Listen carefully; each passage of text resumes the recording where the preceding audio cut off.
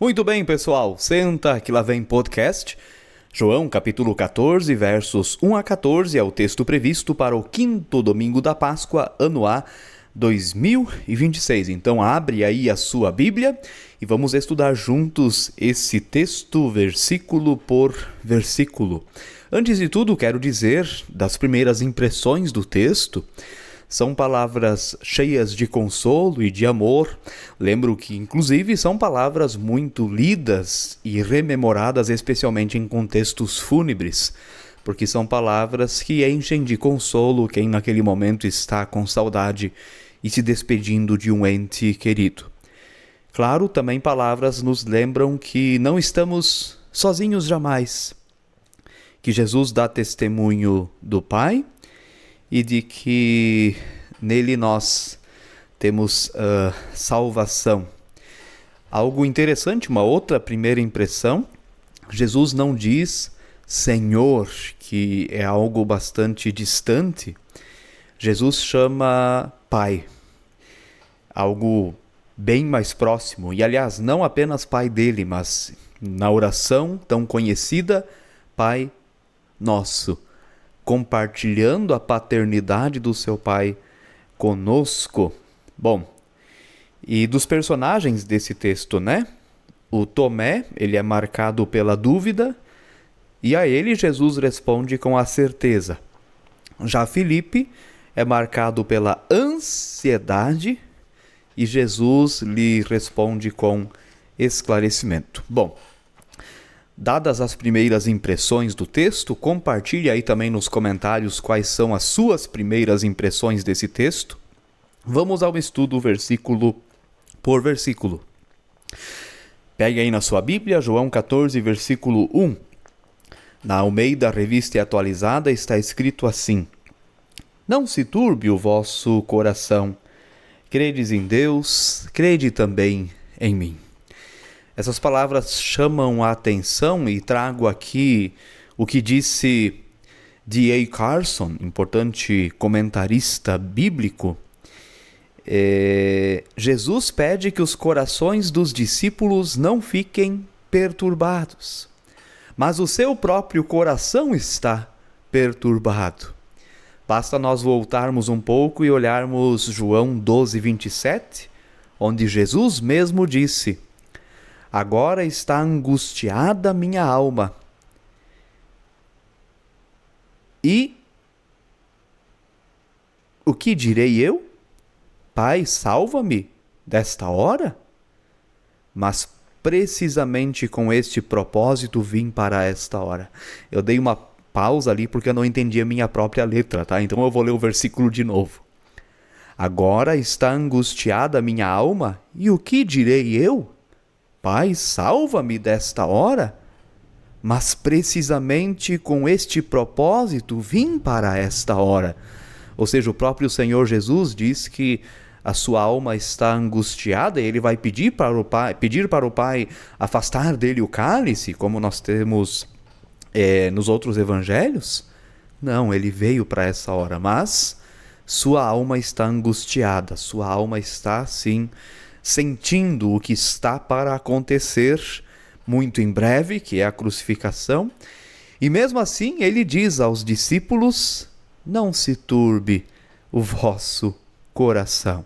Nós temos ali a palavra grega tarasso e ela está numa forma imperativa, que quer dizer aqui uma interrupção de um estado contínuo, ou seja, parem de permitir que os corações de vocês fiquem perturbados. E isso é o mais interessante desse texto. Ele é bastante profundo e muita coisa é difícil de entender. Como é que a gente vai impedir uma coisa tão da nossa natureza humana?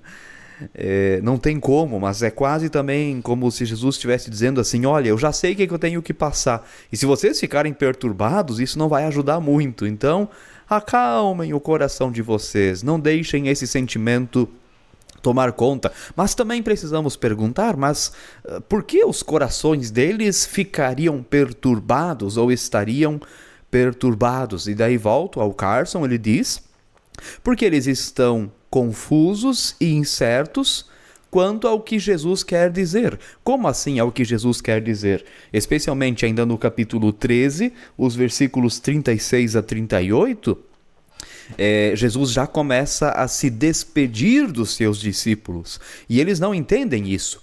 E Pedro também não entende isso. Como que ele não pode ir para onde Jesus vai? Ele não entende isso. Portanto, se a fé de Pedro, esse homem forte e impulsivo, será abalada, será que os outros discípulos continuarão crentes? Jesus, de alguma forma, irá para outro lugar onde inicialmente não o poderão seguir. O que perturba o coração dos discípulos, portanto, é a possibilidade da ausência do Mestre que esteve com eles durante esses 3 anos. Então, quando eles escutam aqui agora essa notícia, olha, eu vou estar fora um tempo, vou ir para outro caminho, vou ir para outro lugar, não vou estar com vocês, vocês não podem ir junto comigo. Eles não entendem isso. Como assim? A gente está sempre aqui contigo e agora tu vais abandonar a gente? A gente vai ficar aqui sozinho? Então essas incertezas geram a perturbação no coração dos discípulos. Claro, Jesus está falando aqui da cruz. Eles não vão ser inicialmente crucificados. Jesus vai passar sozinho esse caminho e precisa passar sozinho esse caminho para a nossa salvação. Depois sim, depois da ressurreição, eles vão o seguir tão de perto que eles mesmos, cada um carregará a sua cruz. Cada um deles sofrerá o martírio por Jesus. Mas nesse caminho agora de cruz, Jesus precisa passar sozinho. Ou seja, também assim Jesus inicialmente não respondeu às dúvidas dos discípulos, mas pede que eles confiem, que eles tenham fé na palavra. Credes em Deus? Crede também em mim. É como se ele dissesse, vocês confiam em Deus? Então, confiem também em mim. Jesus não ordena que os corações dos discípulos não fiquem perturbados por um mero capricho, mas porque ele tem a autoridade divina. Vocês creem em Deus? Creiam também em mim. Ele mesmo é Deus e Senhor, o Deus Filho. E ele sabe exatamente o que está falando. Onde é que ele fundamenta esta palavra?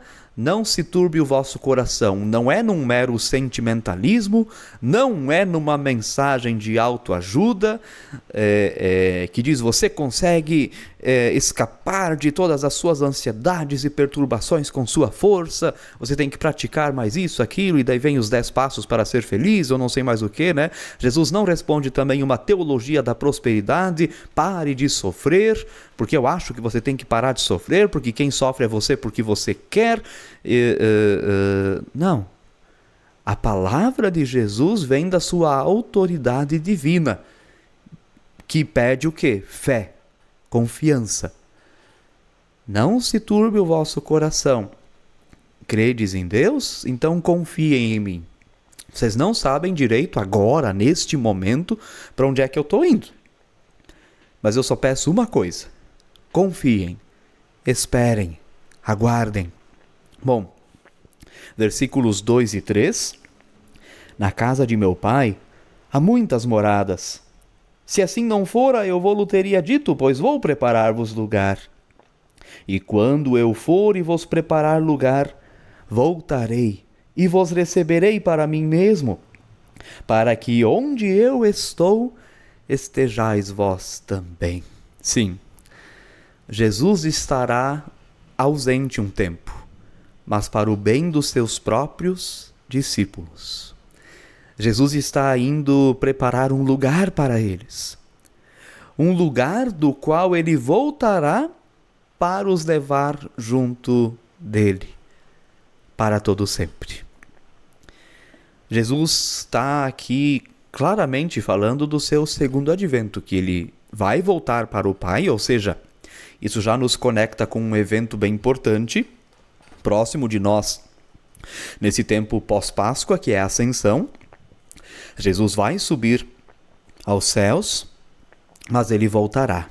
E ele voltará para nos levar aos aposentos do seu reino, onde nós poderemos viver com ele para todo sempre. A casa do Pai é o céu, onde há muitas moradas, e Jesus aqui assume essa função, eu diria hoje, da hotelaria, né? Onde nós estaremos hospedados com ele, mas não só por um dia, nem apenas por uma temporada, mas por toda a eternidade. E esse é o maior consolo.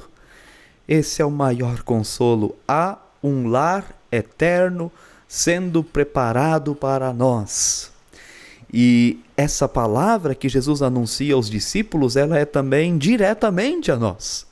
Porque nós estamos também neste momento aguardando vir definitivamente o reino de Deus, onde nós poderemos morar eternamente com Deus. E quantos hinos, quantas obras hinológicas foram compostas falando destas moradas celestiais, falando desta vida eterna.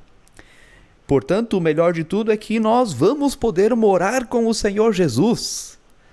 Isso consola não apenas a nossa eternidade em Cristo, mas também é um baita consolo diante daqueles que já partiram em Cristo antes de nós.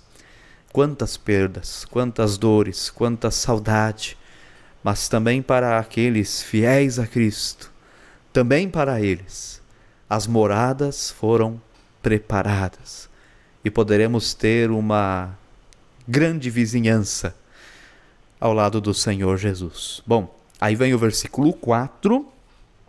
E vós sabeis o caminho para onde eu vou. E esse talvez é o versículo mais complicado de entender dessa perícope quando lido de forma isolada. Isso é importante destacar. Por quê? Jesus diz que os seus discípulos conhecem o caminho para onde ele vai.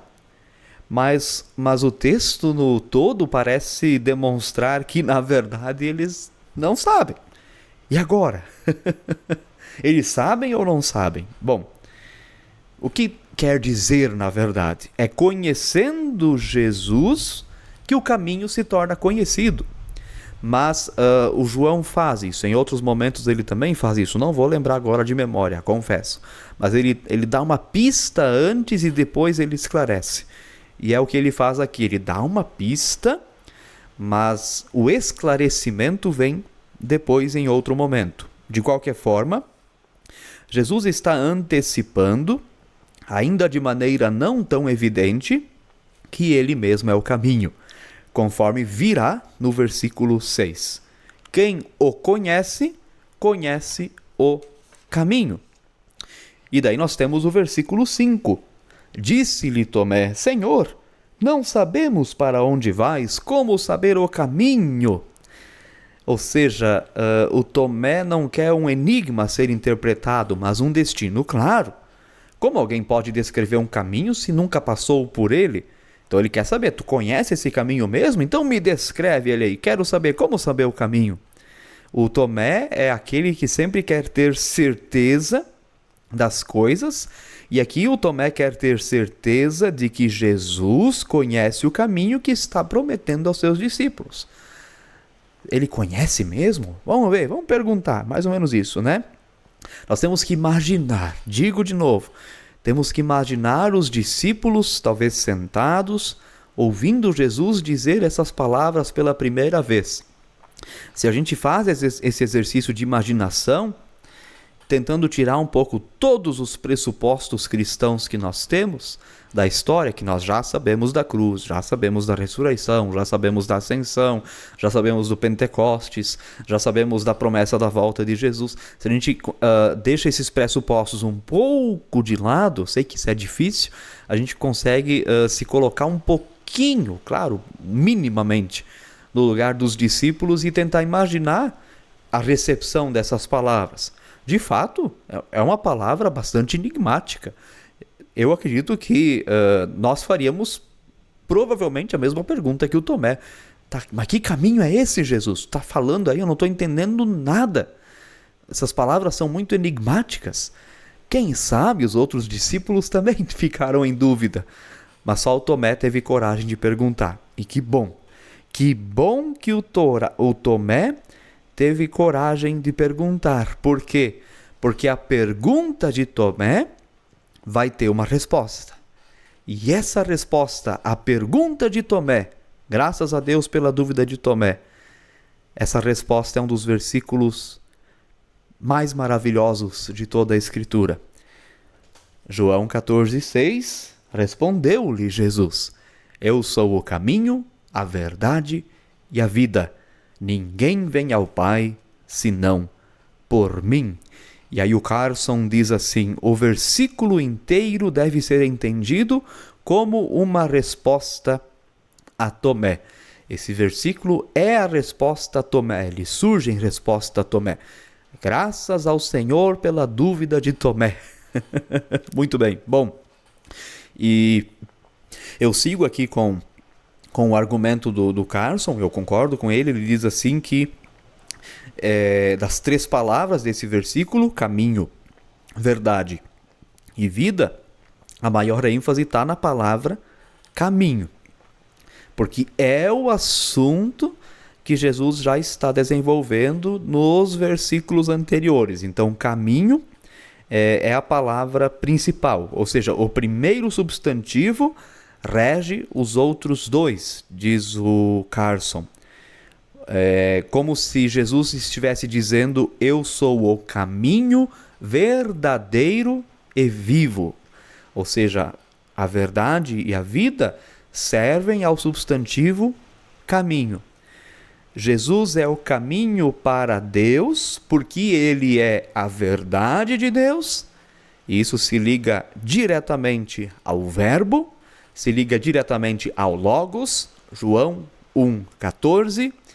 E o Verbo se fez carne e habitou entre nós, cheio de graça e de verdade, e vimos a sua glória, glória como do unigênito do Pai. Ou seja, Jesus é o caminho para Deus, porque ele é a verdade de Deus e ele é a vida de Deus. Como no texto anterior, do domingo anterior, Jesus disse: eu vim para que tenham vida e a tenham em abundância. Então isso é bem importante. E daí tem outra palavra muito enfática, que é a palavra ninguém. Ninguém vem ao Pai senão por mim. Ou seja, o caminho da salvação é exclusivo em Cristo. A graça, o Evangelho é exclusivo em Cristo. Tem aí todo o debate, toda a discussão do Karl Barth e do Emil Brunner no século XX sobre a revelação de Deus. E até podemos dizer, sim, que a revelação de Deus está em outras formas religiosas. Atos 17, por exemplo, o altar ao Deus desconhecido. Deus já havia se revelado aos atenienses antes mesmo deles ouvirem falar de Jesus, mas isso tudo é em forma de lei. Essas revelações não salvam. Elas são leis, e inclusive, não tendo o Evangelho, a condenação. O Evangelho, a salvação, essa é exclusivamente em Cristo. Ninguém vem ao Pai senão por mim. E aí temos uma interpretação muito bonita desse versículo 6, que vem de Thomas Kempis, naquele livro de espiritualidade maravilhoso, A Imitação de Cristo. O Thomas Kempis, ele diz assim: siga-me, eu sou o caminho, a verdade e a vida. Sem o caminho, não há como ir. Sem a verdade, não há saber. Sem a vida, não há viver. Eu sou o caminho que você deve seguir, a verdade que você deve crer, a vida pela qual você deve esperar. Eu sou o caminho inviolável, a verdade infalível, a vida sem fim. Eu sou o caminho mais reto, a verdade soberana, a vida verdadeira, vida abençoada, vida incriada. São lindas e belas palavras e de fato dá de fazer uma pregação inteira só sobre este versículo 6. Você vai fazer a pregação só sobre o versículo 6? Vai pegar quais versículos do texto? Vai pegar só um tema? Deixa aí nos comentários. Eu quero saber como você vai abordar esse texto na sua pregação. Bom, e aí nós temos o versículo 7. Se vós me tivesseis conhecido, conheceríeis também a meu Pai. Desde agora o conheceis e o tendes visto. Ou seja, quem conhece o Filho, conhece o Pai, pois o Pai está no Filho e o Filho está no Pai, mas o Pai não é o Filho e o Filho não é o Pai. Bom, entrei aqui bastante em teologia sistemática agora, que é uma área que eu gosto bastante, né? Mas de fato temos aqui essa relação bem trinitária, embora que o Espírito Santo venha depois, eu vou chegar lá nesse assunto, vamos ficar aqui, Filho, Pai. Eu vou repetir essa frase, tá? Quem conhece o Filho, conhece o Pai, pois o Pai está no Filho e o Filho está no Pai, mas o Pai não é o Filho e o Filho não é o Pai. O que isso significa? O Pai é conhecido tanto na semelhança com o Filho, quanto na distinção do Filho. Como assim? Na semelhança, a divindade. Deus Pai, Deus Filho, mas não dois deuses, um Deus. E a distinção quer dizer falar aqui da obra e da pessoa, ou a persona. Porque Jesus é em tudo igual ao Pai, exceto na paternidade. E em tudo igual a nós, exceto no pecado. Portanto, o Pai é conhecido em Jesus, o Pai está em Jesus, mas o Pai não é Jesus. E Jesus não é o Pai. Então, essas distinções trinitárias sempre são muito importantes. Jesus é o único acesso ao Pai, para que pela fé também sejamos chamados filhos de Deus. Jesus compartilha a paternidade do Pai conosco. Jesus se torna o nosso irmão, e se Jesus é o nosso irmão, o Pai dele então é o nosso Pai. E isso é obra da graça de Deus. Portanto, quem conhece o Filho também conhece o Pai. Versículos 8 a 11. Replicou-lhe Filipe: Senhor, mostra-nos o Pai, e isso nos basta. Disse-lhe Jesus: Filipe, há tanto tempo estou convosco e não me tens conhecido? Quem me vê a mim, vê o Pai. Como dizes tu, mostra-nos o Pai. Não crês que eu estou no Pai e que o Pai está em mim? As palavras que eu vos digo, não as digo por mim mesmo, mas o Pai que permanece em mim faz as suas obras. Crede-me que estou no Pai e o Pai em mim. Crede ao menos por causa das mesmas obras. Ou seja, eles veem no Filho o Pai. Filipe também. Mas não reconhecem no Filho o Pai. Eles só veem o Filho, mas não reconhecem nele o Pai. E aí é importante destacar algo, do Antigo Testamento. A Moisés foi permitido ver apenas as costas de Deus. A Jesus, nós agora podemos ver, em Jesus podemos ver a face de Deus. E o Verbo se fez carne e habitou entre nós, cheio de graça e de verdade, e vimos a sua glória. Glória como do unigênito do Pai. Deus se revelou e agora é visto face a face em Jesus. O mesmo Deus que mostrou suas costas a Moisés, agora se revela num rosto, e esse rosto é o rosto de Jesus. Por isso Jesus também, por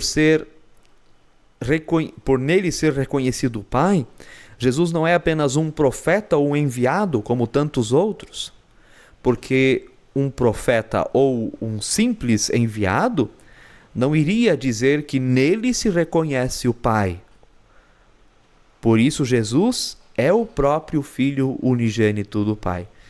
Unigênito é essa palavra importante, monogene, lá no grego, especialmente de João 3,16, porque Deus amou ao mundo de tal maneira que deu o seu Filho monogene, unigênito, ou seja, o único gerado. Todos nós somos criaturas de Deus, nós fomos criados por Deus.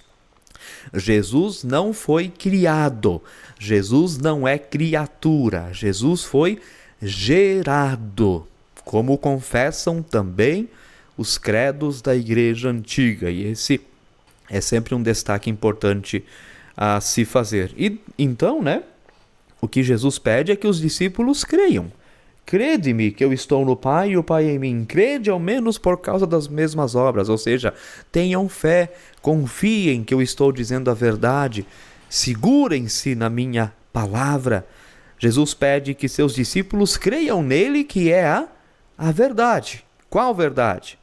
A verdade de que ele está no Pai e o Pai nele. Mas ele não é o Pai e o Pai não é ele. E crer nisso, crer que ele está no Pai e o Pai nele é suficiente, isso basta. Porque quem tem acesso a Jesus, portanto, tem acesso ao Pai. Outra maneira não há. Versículo 12. Em verdade vos digo que aquele que crê em mim fará também as obras que eu faço e outras maiores fará, porque eu vou para junto do Pai. Como assim obras maiores que as de Jesus? E aí trago aqui uma citação do Carson. É difícil imaginar obras que sejam mais espetaculares ou mais sobrenaturais que a ressurreição de Lázaro dos mortos, por exemplo, Como assim?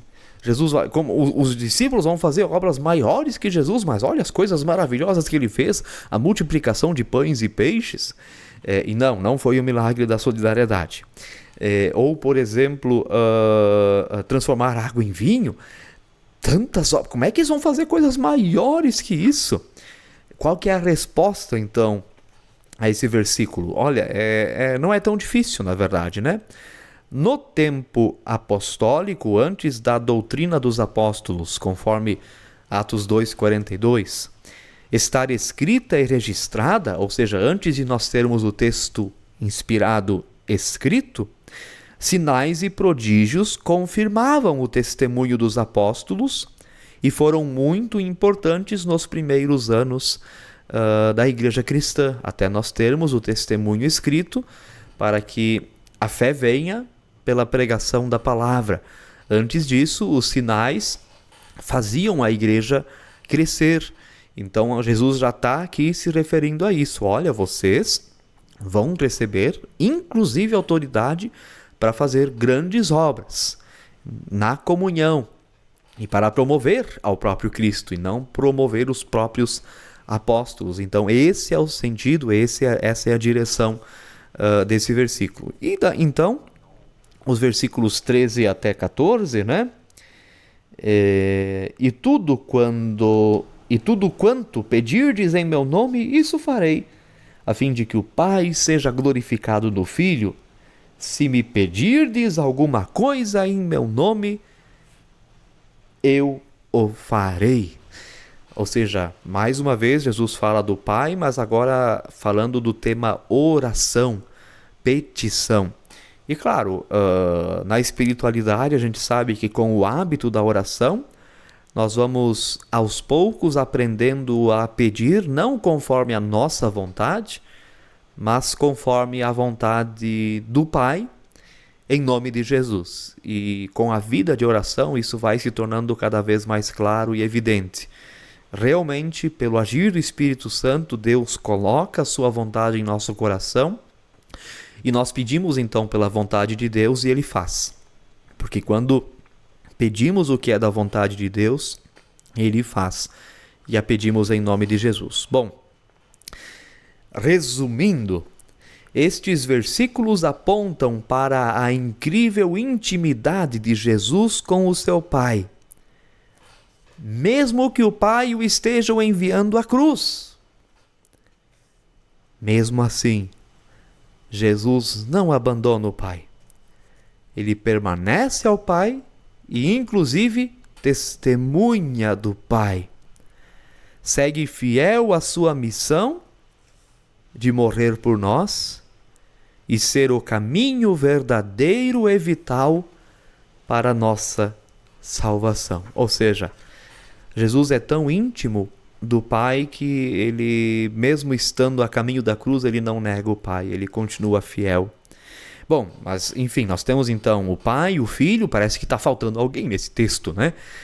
Cadê o Espírito Santo?